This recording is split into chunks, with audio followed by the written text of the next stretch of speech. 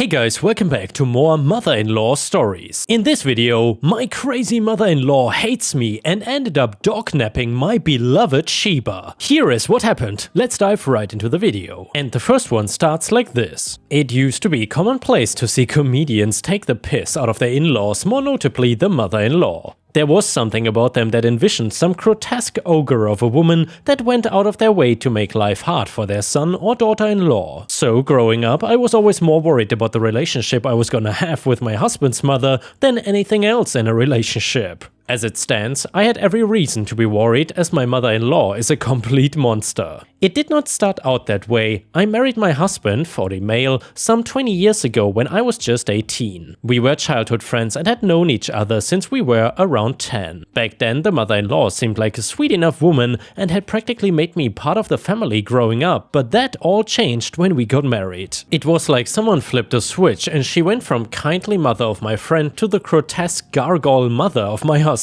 She was not subtle about it either. She would always make sure that I was within earshot of whatever underhanded comment she had to make about me, and it was very clear to everyone that she resented me for taking her baby boy away and not being good enough for her baby boy. I thought it was business as usual, though I was saddened that I no longer had a respectably close relationship with my mother-in-law. My mother-in-law never did anything to make me ever suspect that she was a complete psycho. She had her dislike of me and she was very vocal about her dislike of me, but that was as far as it went until we got Miso, a little ball of fluff we got from a breeder, and was incredibly expensive. Miso is a Shiba Inu and the single most adorable thing on 4 legs. Of course, the single most adorable thing in case Disney did not exist. Anyway, the kids were all growing up and no longer found family time cool and did not want their parents around cramping their style, so we got a cutesy little dog to fill the void our children so carelessly left. And oh boy, did my mother-in-law have a thing or two to say about that. I don't know what her problem was with us having a dog, but her hatred for me intensified when Miso joined the family. And her snide comments became very loud and obvious, but I never ever suspected what she would do next. The in-laws have a spare key to our house just as my parents have a spare key too. It was to be used when we went out on holiday and needed someone to water the plants and feed the goldfish. Though they were often used to let themselves in even when we were home. It irked me, but I didn't mind so much because we were all family. One day I went off to work, none the wiser of the events that were just about to transpire that day. About lunchtime I get a notice on my phone that someone had let themselves into my house. We have one of those smart doorbell things that message you whenever anyone passes by the front of it and records a little video. When I see that it was my mother-in-law, I got a sinking feeling in my gut. I knew my husband was not at home and I knew of nothing as to why my mother-in-law would need to come around. I messaged my husband and asked him if he knew why my mother-in-law had let herself into our home again, but even he says that there's no reason his mother should be letting herself into our home. The rest of the day goes by and I keep breaking out into cold sweats. I knew something was up here and I couldn't wait for the work shift to end so that I could get back home. I was messaging my mother-in-law but to no response and phoning her only went straight to voicemail. Finally 5 o'clock comes around and I'm rushing out of work like the building is on fire and I speed home as fast as I could. Without actually speeding, mind you, and when I get there the place is eerily quiet. Normally when I get home, Miso will come bounding down the stairs to try and lick me to death, but there was nothing. I am queasy with worry at this point and I'm running around the house looking for my dog, messaging my husband, hoping beyond hope that he had come home early and had taken Miso out for a walk, but actually he hadn't. He was working late and would not be home for another hour, and that is when I see it. A note written by my mother-in-law. The note said that my mother-in-law had taken Miso to the groomers and Miso would be staying with her from now on as she does not think that I do a good enough job in looking after him. I could not believe my eyes. Naturally, I jump back in my car to go and get my dog back. When I get to my mother-in-law's house and practically kick down the door, I could see that Miso was shaken by the whole dog-napping thing. He was cowering in the corner, shaking like a leaf and whimpering. He was so relieved to see me that he practically launched himself at me, but my mother-in-law refused to let me have him back. She was pretty spry for an old lady and grabbed Miso's collar before he could get away. Ah, my days. The yelp he let out when he got choked by the collar still haunts my dreams to this day, but Miso had had enough, and when my mother-in-law grabbed Miso's collar again, Miso twisted around and nipped at her hand so that she would let go, and oh boy, I thought Miso's yelp was bad, but oh my, the howl of outrage my mother-in-law let out was like the wailing of some tortured banshee. She howled up such a storm of threats as she picked up her phone, clutching at her injured hand, which barely had a bruise coming out on it, and called the cops, making claims that she had been viciously mauled by a lunatic dog. Her actual words. I was too busy comforting my Miso to notice the police had arrived, and mother-in-law was on them instantly, still howling, her hand wrapped up with several tea towels. She demanded that Miso be put down immediately, but fortunately the police were actually good at their job, and after taking the mother-in-law's statement, asked me what had happened, and I told them about the dog napping and the video evidence I had. The tables turned pretty quickly, and the police asked to see the vicious mauling to see if they needed to get an ambulance for her. I've never seen someone backtrack so hard and so fast in all my life. It took the police about 10 minutes before they finally got my mother-in-law to show them her hand, and when they saw there was not even a single drop of blood, they laughed. Well, they didn't, but I could see in their faces that they wanted to laugh. In an instant, they brought out their handcuffs and started to recite the mother-in-law's rights before dragging her off to the station, and I was left standing in the living room dumbstruck at what just happened. I honestly did not know what to do. My mother-in-law had literally just called the cops out on herself, and when my husband found out that his mother was in jail, he was shocked and paced around in a panic, calling up solicitors and looking up online law journals. It was his mother after all, and I don't blame him for being worried that his mom was gonna get locked away for a very long time. He sees the funny side of things now though, and it was not as bad as all that. My mother-in-law ended up spending the night in jail and was released the next day with a warning that she would be called up to court, and when she finally went, being her first offense, she was let off with a fine and mandatory counseling for dog napping, which is considered theft of property, as well as filing a false police report. There would have been breaking and entering charges too, which would have come with maybe a prison sentence, but because she had entered using a spare key we had given her, she was let off. Now she is not so bad, and she no longer makes snide comments about me, though she does love to give me the stink eye from across the room. And yeah, Ripe Stars, honestly, I would have gone no contact with that mother-in-law if she would have dog, or I guess catnapped my Disney. If you would have been in this situation, what would you have done to rescue your pet? Let us know in the comments. And the next one is a grandpa malicious compliance story, and it's absolutely epic. So this is from my grandfather's time in the RAAF, which I suppose stands for Royal Australian Air Force. He was a heavy mechanic and transport officer. He worked around a lot of heavy machinery and did maintenance on runways. He was assigned to a base on a Pacific island somewhere, and he was working on a bulldozer in one of their maintenance sheds. An uppity, just out of Duntroon lieutenant walked up to him and demanded that he level a field with the bulldozer as they were preparing for an exercise. He told him to level that field and level every damn thing on that field. My grandfather replied that he was not trained in the use of the bulldozer, he was just repairing a part on it. The lieutenant snapped back and said, "A commanding officer just gave you an order. Now get in that bulldozer and level that field." Pop though, F it, what's the worst that could happen, and he jumped in that dozer and started leveling the field. Here is where it got malicious. So in the area of the field there was a brand new jail that had been constructed. It was a temporary wooden building for use while the Air Force waited for supplies to build a more sturdy concrete building.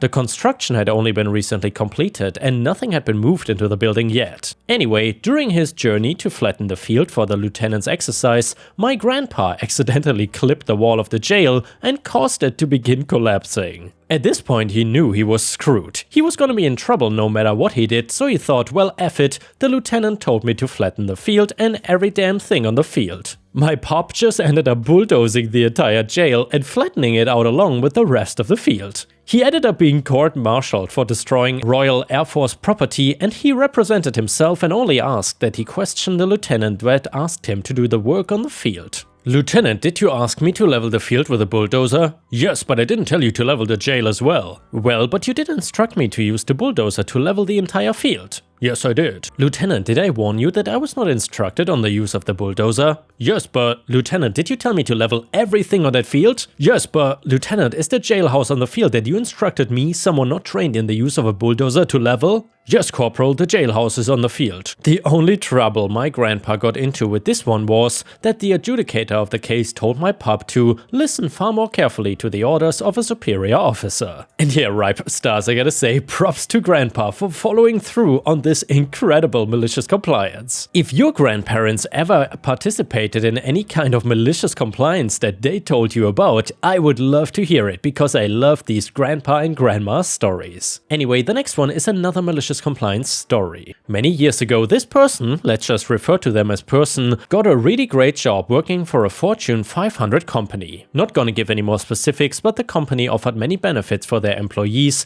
They treated their employees like people and not like numbers. They offered a yearly raise to anyone who worked there. This was meant to do several things. First of all, it was meant to keep up with inflation so that employees would not have to stress about money.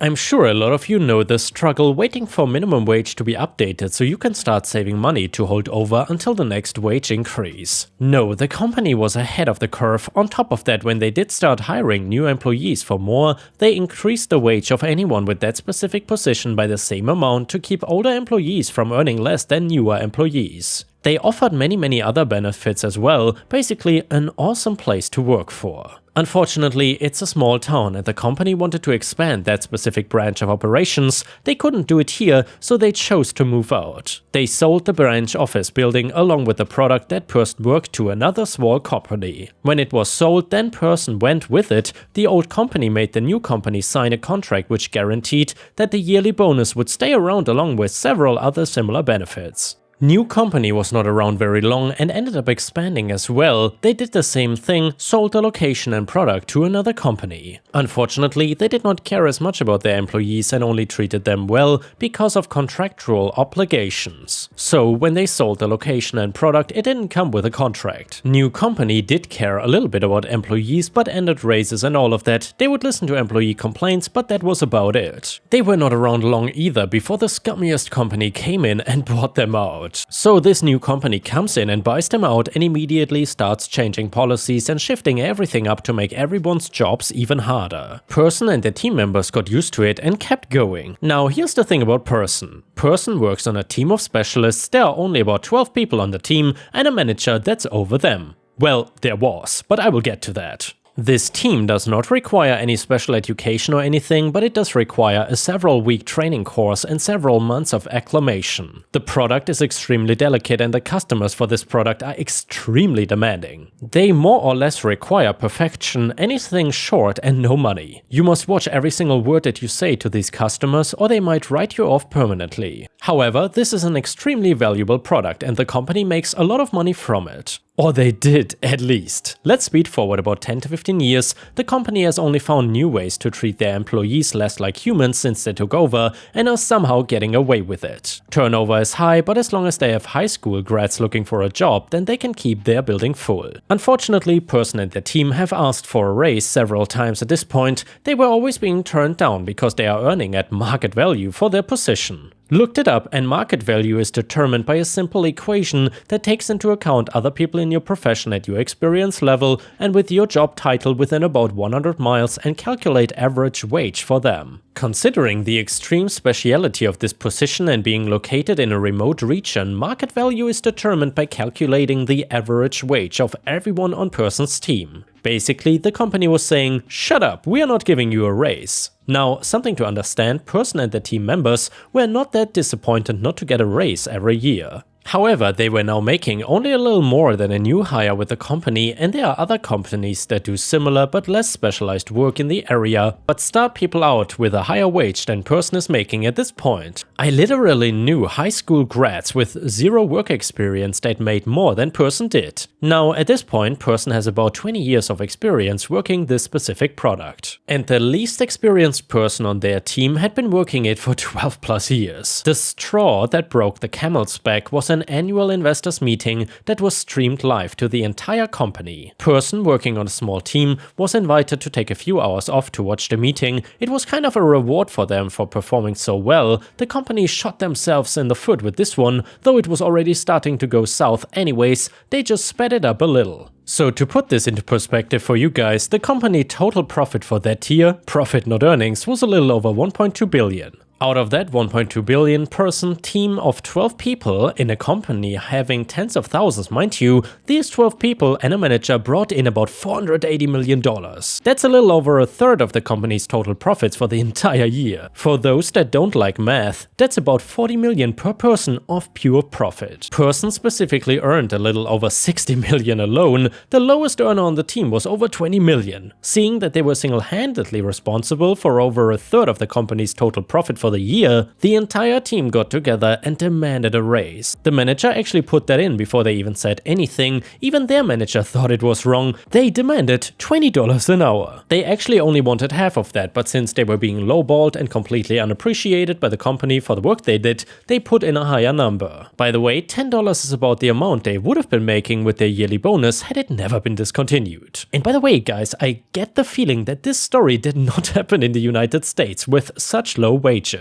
Anyway, as you might expect, the company being money hungry came back with the same response as usual, didn't even try to negotiate. They asked several more times over the course of a few weeks, threatening to quit if they did not get a raise, and the company basically just said, "Go on, anyone can do your job." Cue malicious compliance. They did not all quit, only 3 of the 12, which if you've been keeping up would add up to on average $120 billion over 1 year. But that's not all actually. What they did ended up turning out even worse for the company. The rest of the team all agreed to only work their minimum requirements. The company had minimum requirements that everyone had to meet. This team, up to this point, being proud of the work they put in, consistently exceeded the requirements many times over. They would compete to see who could perform the best, and the lowest earner on this team often exceeded minimum requirements by 3 times over. At the end of the year, the company had to painfully explain to investors why their highest earning department was now performing at less than half what it did the previous year.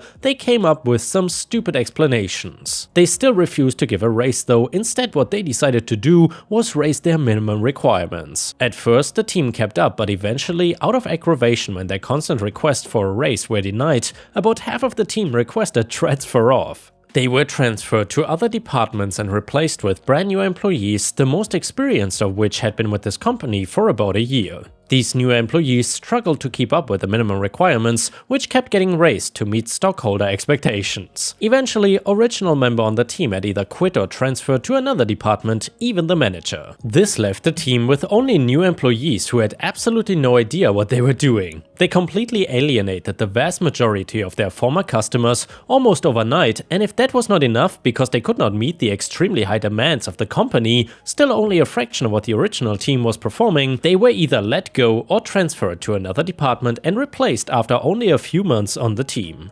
Even having several times the number of employees on that team did nothing. When they reported an earnings of 80 million from that team, the company got so fed up with that they just sold the product to another company for an enormous loss. Unfortunately, this is not one of those the company drove themselves out of business stories, but I still think it's pretty funny and I like to tell it to all of my new friends. I also use it to warn anyone who might be considering going to this company to work. Honestly, you would think that if someone earns that much profit for your company, you would at least try to keep them around. And yeah, Ripe Stars, honestly, with these malicious compliance stories, it seems like the greed of some companies, or especially the management and bosses, knows no boundaries. They really don't give a single damn about their employees, but apparently also not about their profits, because since they don't value their most valuable employees, clearly when these employees leave the company, the profits go down too. If I would be the CEO of the company, I would fire the people who were responsible for this situation so fast, their heads would spin. And I would probably come begging, crawling on my knees to get these valuable employees back to my company. The next one is an Am I the A-hole story.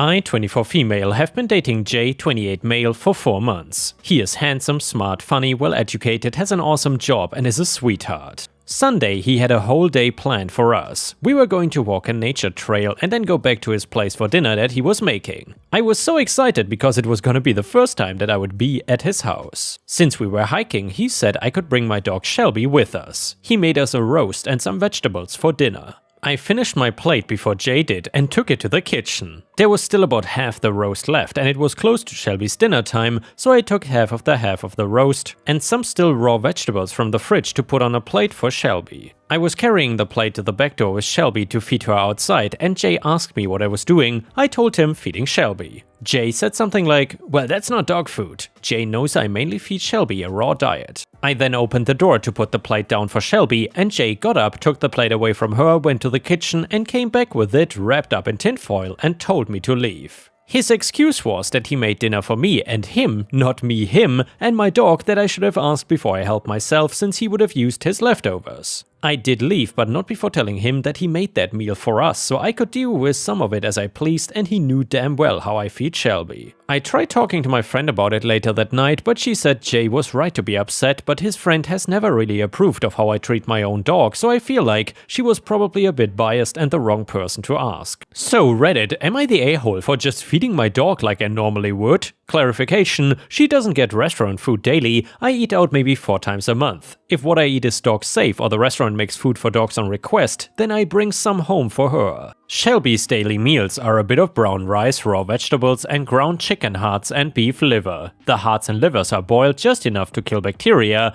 and that is all with the approval of Shelby's vet. I asked Jay how he prepared the roast so I could know if it was safe to give her. That's also why I got her fresh unused vegetables from the fridge. Comment number 1, yes, you are the a-hole. Your now ex-boyfriend made a special meal for you. You took a big chunk of that special meal and gave it to your dog. Not only that, but you did so knowing that it would upset your now ex-boyfriend. You should have brought dog food to feed Shelby. You should not have fed Shelby with people food and you should particularly not have fed your dog with the special dinner your now ex-boyfriend prepared for you. It's irrelevant that Jay knows that you mainly feed Shelby a raw diet. Also, the title of your post is misleading. Table scraps are what's left over on your plate after you finish eating. They are not a quarter of a roast your boyfriend prepared. Comment number 2, you are the a-hole. A quarter of a roast is not table scraps. How is the fact that you mainly feed your dog a raw diet at all relevant? Also, holy entitlement Batman at the "you made that dinner for me so I can do with it as I please." By that logic, it would have been perfectly acceptable to flush it down the toilet.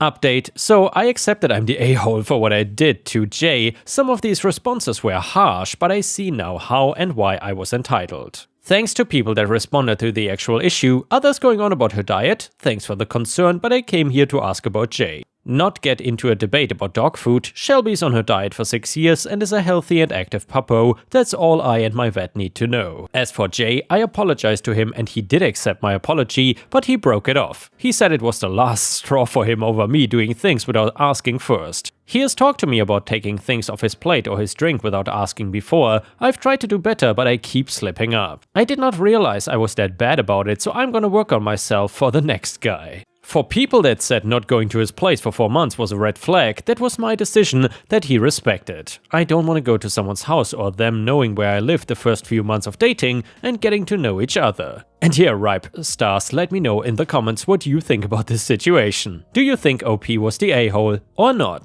And yeah guys, if you cannot get enough of my content, please don't forget to check out my podcast by searching for Ripe Stories on all major podcast platforms such as Spotify, Apple or Google Podcasts. Furthermore, you can find bonus content by going to patreon.com/ripeyoutube or by clicking the join button here on YouTube. For a small monthly fee, you will get access to dozens and dozens of exclusive videos you won't find anywhere else. Thank you so much for watching and I hope to see you again tomorrow.